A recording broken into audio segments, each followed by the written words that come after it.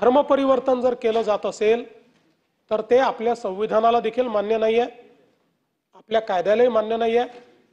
आणि ताईंनी सांगितल्या अशा प्रकारच्या घटना अलीकडच्या काळात मोठ्या प्रमाणात उघडकीस आल्या आहेत की ज्याच्यामध्ये फसवणूक करायची, दबाव टाकायचा आणि त्यातनं धर्मांतरण करायचं।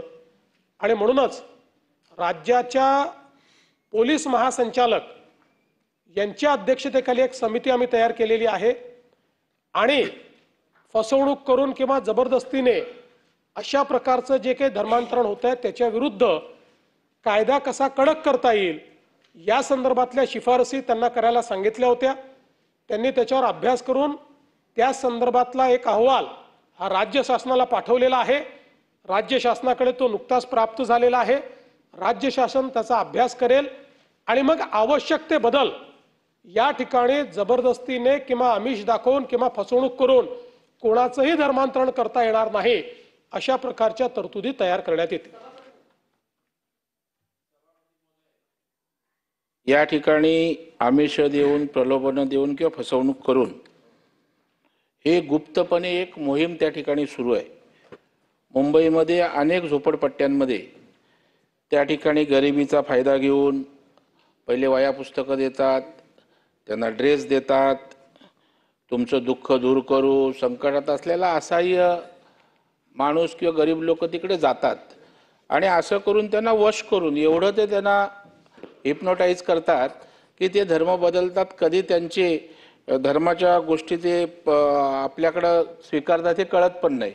माझी माननीय मुख्यमंत्री महोदयांना या ठिकाणी विनंती आहे की अशा प्रकारचं मुंबईमध्ये स्थानिक सिनियर किंवा आपल्या पोलीस यंत्रणेला जर सांगितलं की कुठे कुठे अशा प्रकारचं प्रशिक्षण चालतंय, मी स्वतः काही जागाही त्या ठिकाणी पोलिसांना त्या ठिकाणी सांगेन। पोलीसही त्या ठिकाणी वाद होऊ नये, धार्मिक तेढ म्हणून ते विषय आपापल्या परीने हाताळतात, पण हे हाताबाहेर साहेब चालत राहिलेला आहे। तर माझी आपल्याला विनंती आहे की याचा आपण योग्य त्या सूचना देऊन हा विषय त्यांना धर्मांतर करण्यापासून, कारण वेगवेगळे माध्यम आहेत, त्यांना रोखण्यासाठी काही उपाययोजना अशा प्रकारची होईल का? मी म्हणूनच सांगितलं की आपल्या देशामध्ये स्वेच्छेने कुठलाही धर्म स्वीकारायला बंदी नाही, ती बंदी टाकायचा सरकारचा विचार नाही। पण ह्या ज्या घटना होत आहेत, गरिबीचा फायदा घ्यायचा आणि आमिष दाखवून धर्म बदल करायला लावायचा, सेवा शुश्रूषा करतो आहे असं दाखवून धर्म बदलायला लावायचा, आम्ही काहीतरी तुम्हाला अधिकचं शिक्षण देतो पण तुम्ही धर्म बदला, अशा प्रकारचं प्रलोभन देऊन धर्म बदलायला लावायचा, अशा प्रकारच्या ज्या गोष्टी आहेत त्या संविधानाने दिलेल्या स्वातंत्र्याला मान्य नाही आहेत।